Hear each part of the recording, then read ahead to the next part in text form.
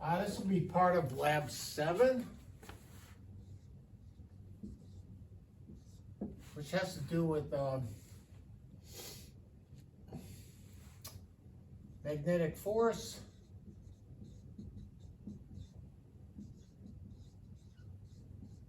and induction, and we'll be doing a couple things here. So what I'm going to do is demonstrate what happens when I have a piece of aluminum and I have a cow magnet. You can see it's magnetic, sticks on there, this doesn't. And normally what I do is do this with a trick where I call a magic box, and I slide through and something happens. But because I'm trying to do this on a video, I'm not going to do that today. So what I'm going to do today is demonstrate this principle of induction. And so what I have here, right, the copper is not magnetic, right? However, what I'm going to do is I'm going to take this piece of aluminum and drop it at the same time as this cow mag. Drop it, well, this will fall through and this will go alongside. Now pay attention, it's gonna go pretty fast, but watch what happens when this comes out the other end. All right, if you notice that, they basically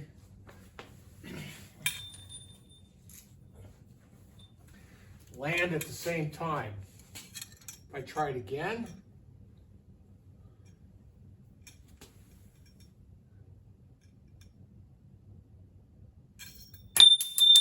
okay.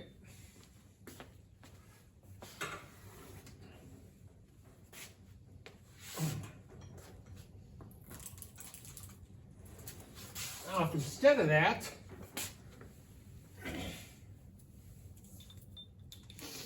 I drop, instead of the aluminum falling through, I put this magnet, drop that through, let go of them both at the same time.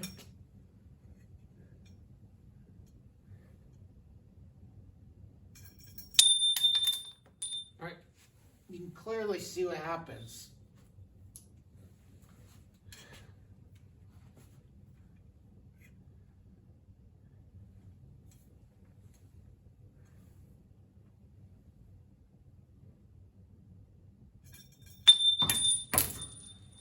The cow magnet goes through a lot slower.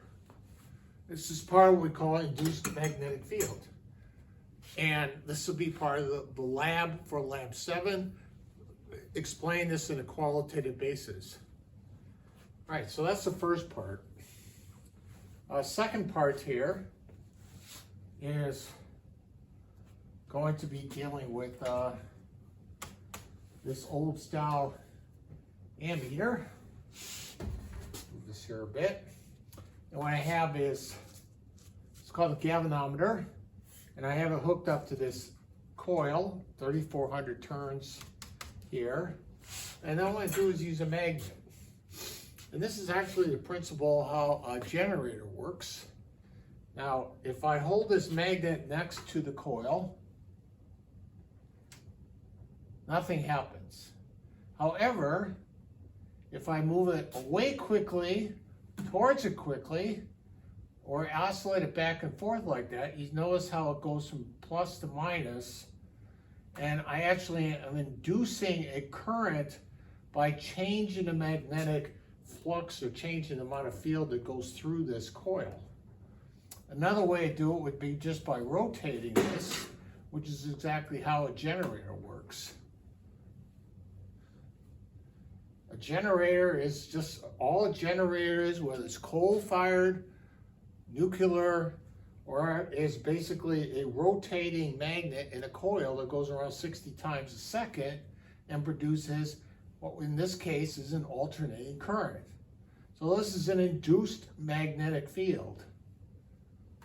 Notice it only happens when the magnet is moving, either this way or moving away. So this is an induced magnetic field, and this is the first part of chapter lab 7. All right, for the next part of the lab, it's using this Helmholtz coil, which is